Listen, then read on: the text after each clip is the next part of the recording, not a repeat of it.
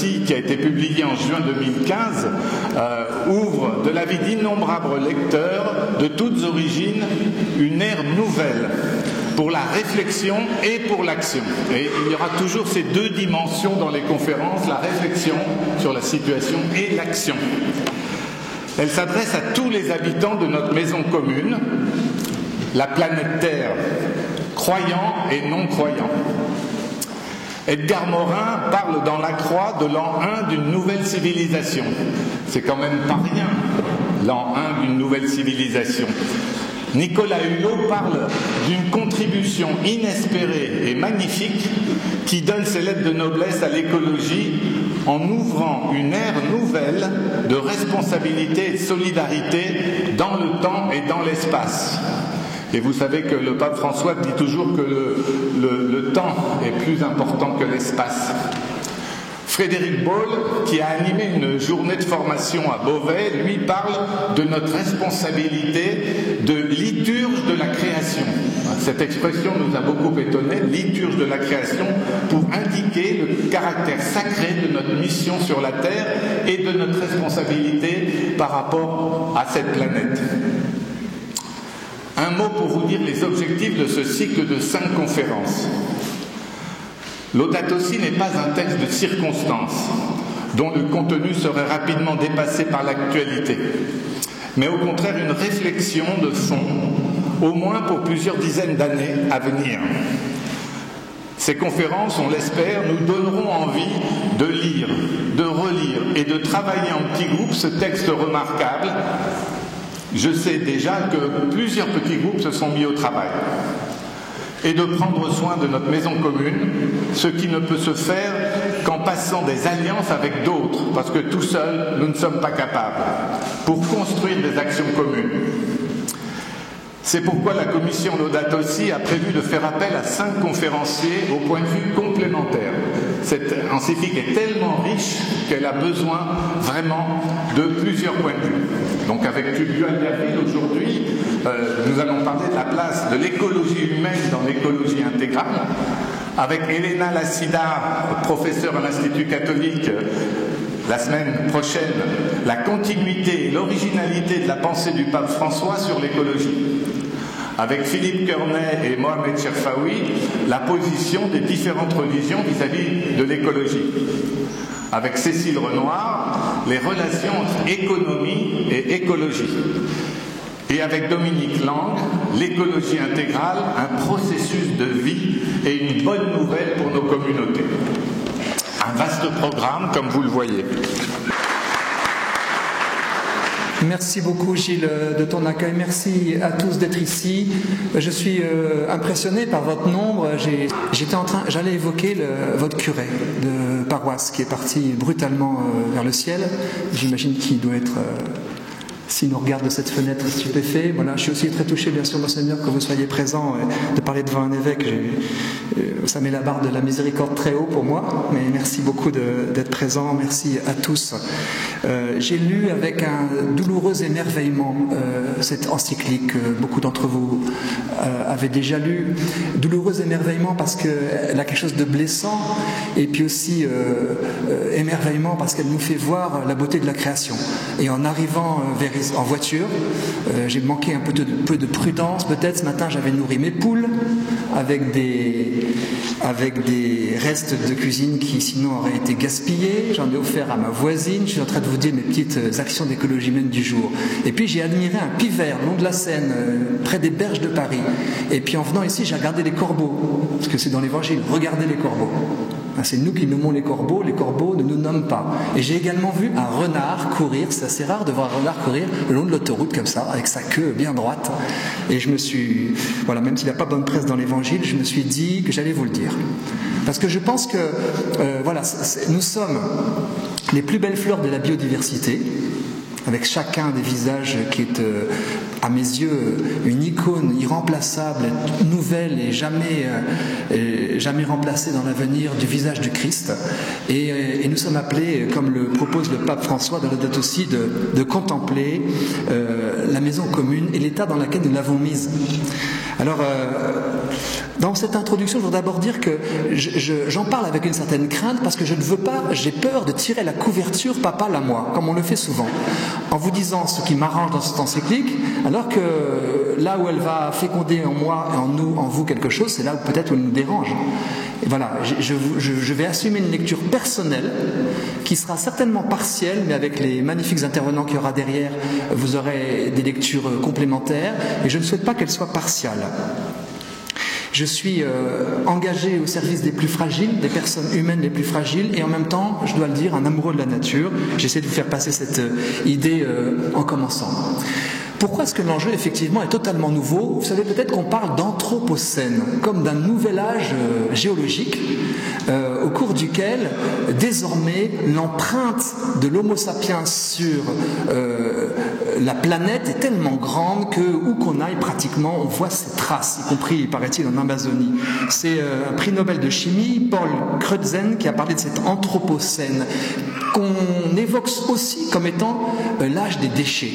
L'âge à partir duquel bien, la trace de l'homme est telle qu'il produit des déchets et quand on creuse, eh bien, on les trouve. Vous connaissez l'expression du pape François, la culture du déchet. Et cet âge manifeste aussi notre interdépendance. En cela qu'il est nouveau, effectivement, pour longtemps, comme l'a dit Gilles, le cardinal en introduction. Interdépendance entre l'homme et le reste de la nature, sans laquelle nous pourrions exister. Et interdépendance aussi entre les hommes et dans le temps, ce qui est assez nouveau. Nous sommes dépendants, bien sûr, des générations passées, mais les générations futures sont ultra dépendantes de notre manière de gérer, d'accompagner cette planète. Toujours dans mon introduction, je voudrais partager avec vous, l'une a été évoquée par Gilles un instant, les 4 primautés que le pasteur de l'Église, le pape François, utilise très fréquemment, dans notamment la joie de l'Évangile, mais également elles sont chacune dans Laudato Si et qui, je pense, peuvent éclairer nos modes d'action. Vous les connaissez, hein? Primauté, ça a été dit, du temps sur l'espace. Il est toujours plus important d'inaugurer des processus fécondants plutôt que de chercher à occuper tous les espaces, aboutissant à une lutte, à une folie. Deuxième primauté, l'unité qui prévaut sur le conflit. Chercher du terrain d'entente, chercher ce qui nous relie et puis réconcilier d'une certaine manière les diversités. Troisième primauté, la réalité est supérieure à l'idée. La réalité, les corps, l'expérience de terrain qui après nous fait réfléchir, mais partir de l'idée, c'est souvent partir et aboutir à l'idéologie. Et puis la 4e primauté, le tout est supérieur à la partie. C'est-à-dire, si j'occupe un rôle dans une entité, c'est peut-être très bien de faire bien mon rôle, mais si cette entité travaille à la destruction, peut-être je peux réfléchir à la fonction que j'y joue. Comment est-ce que ces 4 primautés se déclinent dans l'encyclique Laudato Si? Le temps est supérieur à l'espace, eh bien, il s'agit d'inaugurer ensemble le processus de la conversion écologique. Une conversion sous forme d'un chemin. Si on met la barre trop haut tout de suite, peut-être qu'on n'y arrivera pas, et donc c'est un chemin de conversion. L'unité qui prévaut sur le conflit, il s'agit pour le pape François de réunir toute la famille humaine, dans un même regard sur cette maison commune qu'elle habite en se serrant les coudes. Troisième primauté, la réalité qui est supérieure à l'idée, eh bien, c'est vraiment sans cesse repartir des constats du terrain, voilà, des réalités concrètes et de destruction et de beauté aussi de la planète. Le tout est supérieur à la partie, eh bien, c'est sa fameuse formule qui revient à de multiples reprises, tout est lié. Tout est lié et il s'agit de mettre en relation des éléments extrêmement multiples et comme le dirait un des co-initiateurs du courant pour une écologie humaine, d'assumer la complexité des interactions entre les hommes. Alors comment est-ce que je vais aborder cette encyclique, sachant que ma partie, si j'ose dire, c'est l'anthropologie, c'est qui est l'homme et la place de l'homme. Je vais peut-être plaider pour, et d'autres le compléteront et le corrigeront, pour souligner, comme certains l'ont dit, que c'est une encyclique qui est d'abord sociale. Elle n'est pas d'abord verte, elle est d'abord sociale dans le sens où elle s'adresse aux hommes, pas aux charançons. L'homme a désigné, a nommé déjà 40 000 espèces de charançons. Et bien c'est les comportements de l'homme qui sont interrogés dans cette encyclique. Alors première partie, l'humanité au pied du mur. Comment le Saint-Père parle de cette humanité qui est désormais au pied du mur. Deuxième partie, de quel homme parle-t-il dans Laudato Si? Autrement dit, quelle est l'anthropologie de l'encyclique? Et puis, troisième partie, comment le Saint-Père fait-il pour toucher nos cœurs? Et je vous dirai aussi comment le mien a été parfois touché par certaines paroles. Et je vais essayer d'être assez près du texte, et en le structurant à ma façon. L'humanité est au pied du mur. L'image qui me vient, et avec le pape François à la barre, c'est celle d'une barque dans la tempête. Et voilà que le Saint-Père nous dit que désormais, l'humanité est tellement puissante et bien qu'elle doit se gouverner comme une seule barque. Et on peut imaginer d'ailleurs, et c'est la façon dont il aborde le sujet dans l'encyclique, qu'il invite aux périphéries les personnes à monter dans cette barque, non pas pour la faire couler, mais pour qu'on soit tous conscients des enjeux. Il s'adresse donc tout autant aux hommes de bonne volonté qu'aux chrétiens. Et la dimension spirituelle n'apparaît qu'avec précaution et parfois, je dirais, beaucoup de délicatesse pour amener le plus de personnes avec lui, on y reviendra. Le défi urgent de sauvegarder notre maison commune inclut la préoccupation d'unir toute la famille humaine, numéro 13.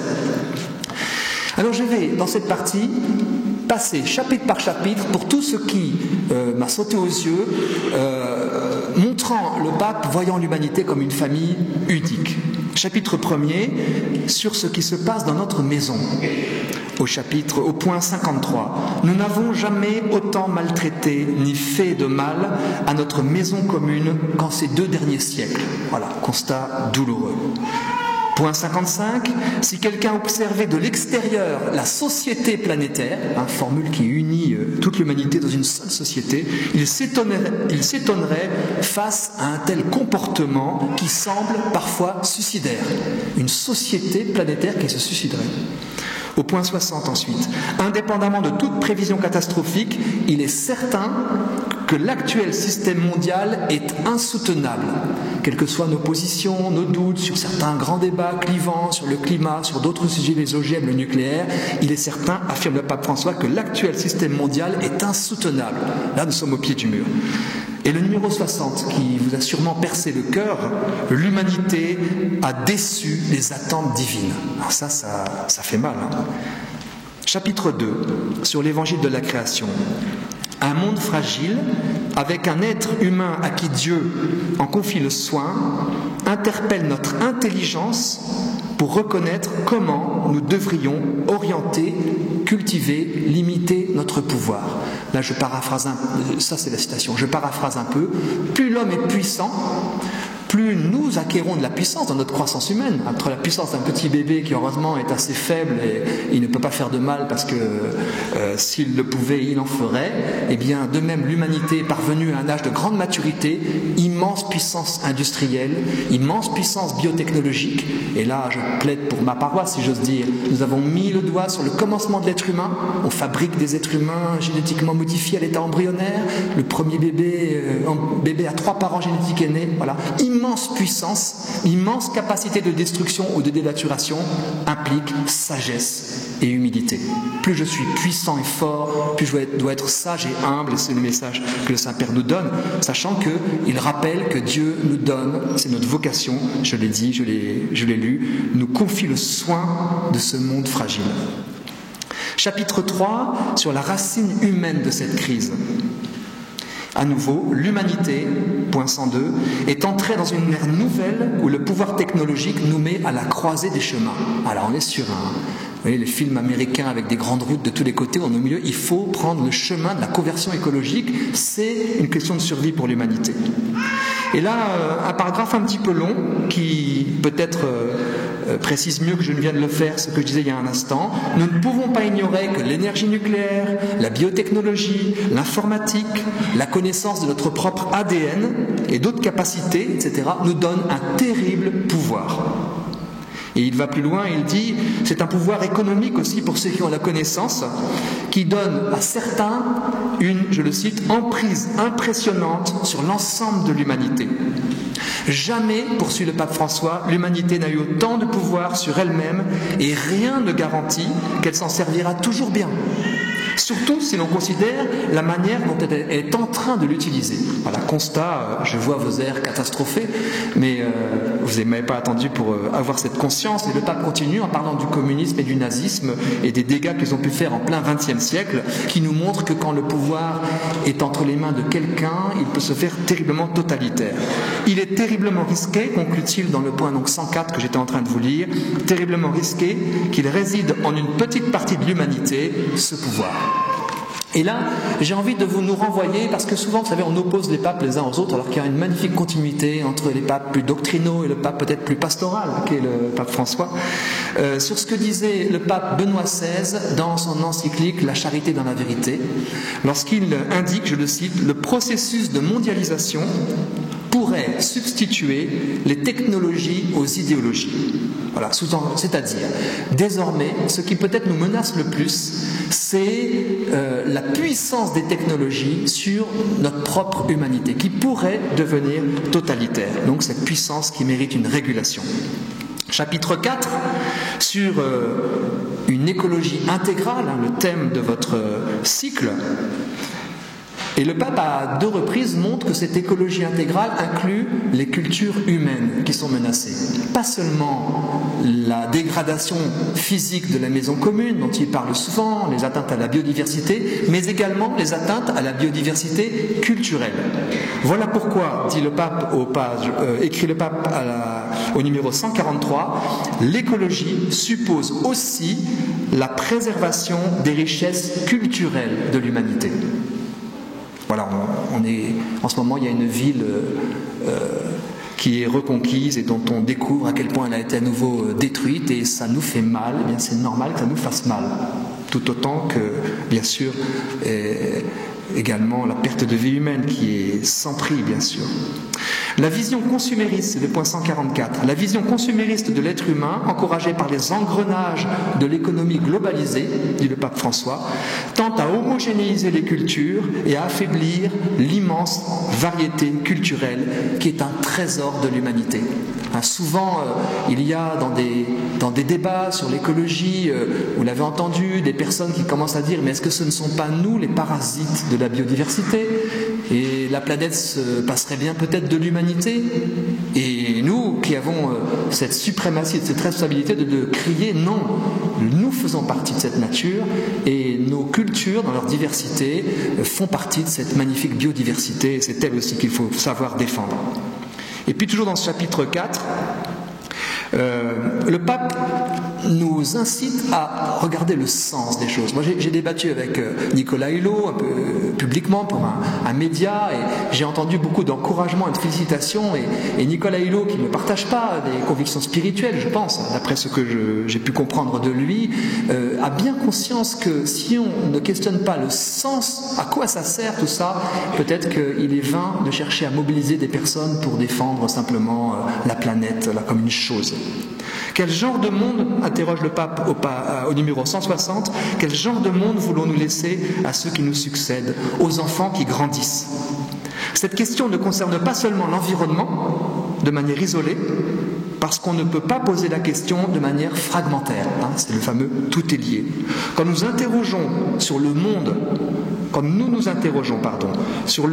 nous voulons laisser, nous parlons surtout de son orientation générale, de son sens, de ses valeurs.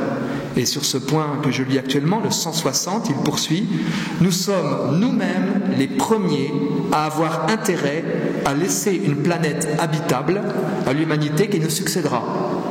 C'est un drame pour nous-mêmes parce que cela met en crise le sens de notre propre passage sur cette terre. » Autrement dit, moi je pense que l'écologie environnementale, dans son déploiement, intégrant cette dimension humaine, nous oblige à inventer, c'est moi qui le dis, mais une nouvelle forme de charité qui inclut les générations futures. Et ça, c'est magnifique. À partir du moment où notre puissance est devenue très grande et où notre pollution d'un côté de la planète peut avoir un impact considérable à un autre endroit, je pense à encore Gilles Dubreuil qui était en Laponie il n'y a pas longtemps avec des gens de Fukushima et de Tchernobyl, voyant que la culture du renne en Laponie, l'élevage du renne, avait été sinistré par le nuage de Tchernobyl. Donc à partir du moment où notre puissance est grande, eh bien, nous devons être solidaires de populations de l'autre bout du monde qui peuvent endurer les conséquences de nos actes. Et bien désormais, ce sont aussi les générations futures qui peuvent endurer les conséquences de nos actes. Et donc cette solidarité, c'est d'une certaine manière un élargissement. Vous savez, comme le dit la Bible, l'espace de l'attente est élargi aux générations futures vers lesquelles nous posons un regard de solidarité. Chapitre 5, sur les lignes d'orientation et d'action proposées par le pape. Et là, je suis toujours dans mon tropisme de regarder comment il parle de la famille humaine. Il s'agit, point 163, de, je le cite, « sortir de la spirale d'autodestruction dans laquelle nous nous enfonçons ». Le point suivant, 164, un extrait, « l'interdépendance nous oblige à penser à un monde unique, à un projet commun ». À nouveau, ce regard sur la famille humaine. Le point 165, alors que l'humanité de l'époque post-industrielle sera peut-être considérée comme l'une des plus irresponsables de l'histoire, vous savez que le pape n'est pas du genre à se taire lorsqu'il veut distribuer les admonestations et parfois au tout proche. Alors que l'humanité donc de l'époque post-industrielle sera peut-être l'une des plus irresponsables pour l'histoire, il faut espérer que l'humanité du début du XXIe siècle, nous, pourra rester dans les mémoires pour avoir assumé avec générosité ses graves responsabilités. Assumer avec générosité. Et là, on voit le mobile d'amour, au fond, qui peut nous faire entrer dans cette conversion écologique. Et puis, le numéro 175 a été assez controversé. Il vient comme en écho à ce que j'évoquais tout à l'heure de la biodiversité culturelle à respecter. Parce que là, le pape parle de globalisation comme étant une sorte d'évidence à prendre en compte. Il évoque les systèmes de gouvernement propres aux époques passées qui ont généré un affaiblissement des pouvoirs des États, un affaiblissement des pouvoirs nationaux. Je ne vais pas tout lire, et il exprime la nécessité d'autorités désignées équitablement par des accords entre les gouvernements et dotées de pouvoirs pour sanctionner. Autrement dit, il cautionne l'idée d'instances supranationales ayant une forme d'autorité, compte tenu du resserrement des liens entre les hommes et de l'interdépendance, qui est un constat qui nécessite une gouvernance commune. Et avec la diplomatie qui est la sienne sur ce point, il cite son prédécesseur, qui lui-même cite Saint Jean 23. Comme l'a affirmé Benoît XVI, dans la ligne déjà développée, il cite Benoît XVI, pour le gouvernement de l'économie mondiale, pour assainir les économies frappées par la crise, pour prévenir son aggravation et de plus grands déséquilibres, pour procéder à un souhaitable désarmement intégral, pour arriver à la sécurité alimentaire et à la paix, tout est lié, pour assurer la protection de l'environnement et pour réguler les flux migratoires, il est urgent que soit mise en place une véritable autorité politique mondiale, telle qu'elle a déjà été esquissée par mon prédécesseur, Saint Jean 23. Voilà. Sur ce sujet, je ne vais pas aborder des sujets politiques complexes, je sais que c'est extrêmement complexe. Vous voyez qu'il appuie sur ses prédécesseurs pour montrer que la barque maintenant de l'humanité, comprend toute l'humanité et que c'est comme cela qu'elle est au fond au pied du mur dans la tempête. Alors, ces expressions de famille humaine, d'humanité, au fond, font résonner en nous l'amour du prochain, de tous ceux qui sont concernés par cette biosphère. Vous savez qu'il y a la géosphère, au-dessus une très fine pellicule de vie dont nous faisons partie avec les quelques plantes s'il y en a, les animaux, les quelques araignées qu'il y a ici, la biosphère qui est au-dessus de la géosphère. Et puis Teilhard de Chardin parlait de la noosphère, la fine pellicule de pensée qui, disait-il, finirait par aboutir à la fraternité universelle.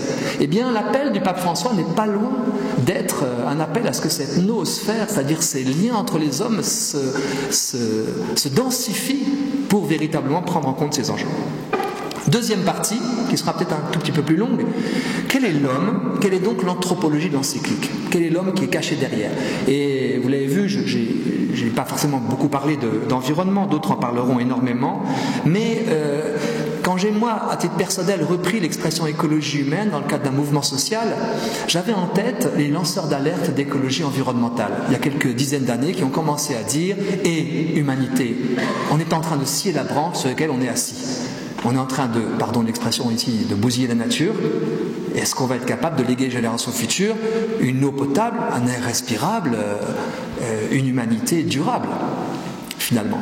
Et moi, je me suis dit, en regardant d'assez près les questions biotechnologiques, et notamment la perspective du transhumanisme, est-ce que, sur son arbre, nous qui sommes les plus belles fleurs de la biodiversité, je vous l'ai dit, est-ce que ce n'est pas nous-mêmes que nous sommes en train de scier? Est-ce que ce n'est pas la nature humaine elle-même qui est menacée? D'où cette image de cette nouvelle question qui est posée, qui est l'homme?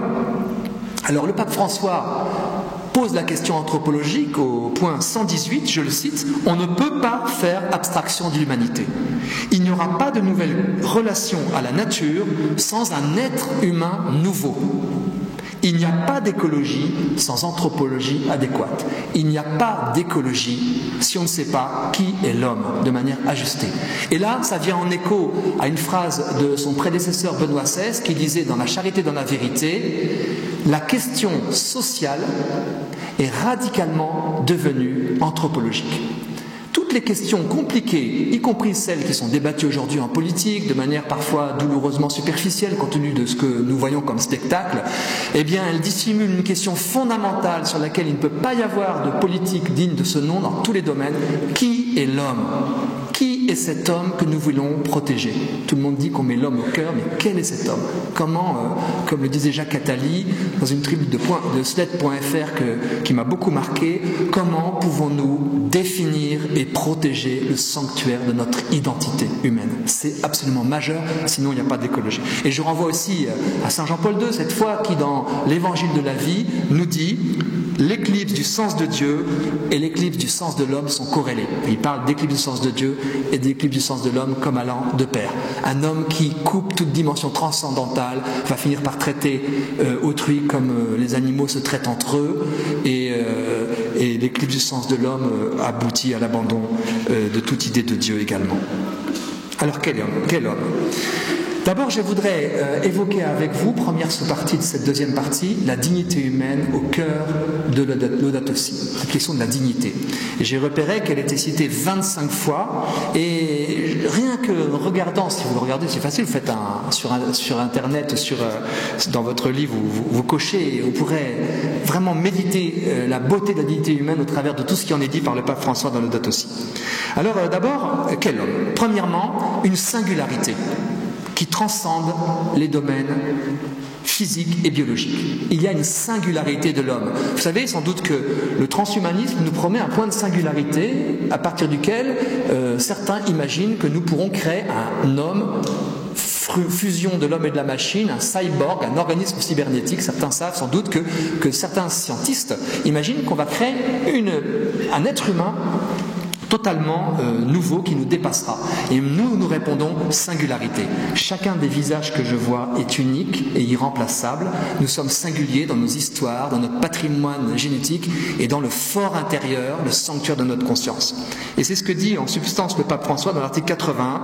Bien que l'être humain suppose aussi des processus évolutifs, l'Église ne conteste pas la théorie de l'évolution, il implique une nouveauté qui n'est pas complètement explicable par l'évolution d'autres systèmes ouverts. Chacun de nous a en soi une identité personnelle, capable d'entrer en dialogue avec les autres et Dieu lui-même. Et il cite toutes les qualités de l'homme, capacité de réflexion, argumentation, créativité, interprétation, l'élaboration artistique et même d'autres capacités inédites montrent une singularité de l'homme qui transcende le domaine physique et biologique. La nouveauté qualitative qui implique le surgissement d'un être personnel dans l'univers matériel suppose une action directe de Dieu. Qu'est-ce que ça veut dire derrière? Vous le savez, ça veut dire que si je m'ampute de ma dimension transcendante, mon anthropologie est biaisée et je ne pourrai pas défendre de manière ajustée la planète. Je risque de faire de l'homme un objet. Or, dit le pape toujours dans le point 81, nous considérons l'être humain comme un sujet qui ne peut jamais être réduit à la catégorie d'objet. L'homme, l'humanité, ne peut pas être une variable d'ajustement des décisions visant à préserver la planète. Nous sommes au cœur, nous sommes responsables, et c'est en partant de l'homme, en passant par l'homme, et sans porter atteinte à l'homme que nous pouvons effectivement légitimement admirer, protéger, sauvegarder la planète. Deuxième point sur la dignité, l'homme est capable d'opter pour le bien et de se régénérer. Et le pape nous dit au point 205, « Cependant, tout n'est pas perdu parce que les êtres humains, capables de se dégrader à l'extrême, peuvent aussi se surmonter, opter de nouveau pour le bien et se régénérer au-delà de tous les conditionnements mentaux et sociaux qu'on leur impose. Cette foi dans notre capacité à choisir le bien, à le discerner et à le choisir, est exprimée par le pape. Il n'y a pas de système qui annule complètement l'ouverture au bien, à la vérité et à la beauté, ni la capacité de réaction que Dieu continue d'encourager du plus profond des cœurs humains. Je demande à chaque personne de ce monde, qu'est-ce qu'il nous demande? De ne pas oublier sa dignité que nul n'a le droit de lui enlever. Point toujours 205. Et là, il y a ce mystère de la dignité humaine, dont les définitions s'emboîtent, on peut dire. À la fois, ma dignité est ontologique. Jésus lui-même en fait, d'une certaine manière, l'expérience dans l'émerveillement, lorsqu'il s'émerveille en présence de l'Esprit Saint.